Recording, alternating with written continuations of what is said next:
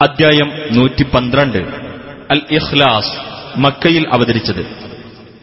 അല്ലാഹുവെ സംബന്ധിച്ച നിഷ്കളങ്കമായ വിശ്വാസം ഈ അദ്ധ്യായത്തിൽ പഠിപ്പിച്ചിട്ടുള്ളതാണ് ഈ പേരിന് നിദാനം. ബിസ്മില്ലാഹിർ റഹ്മാനിർ റഹീം. ഖുൽ ഹുവല്ലാഹു അഹദ്.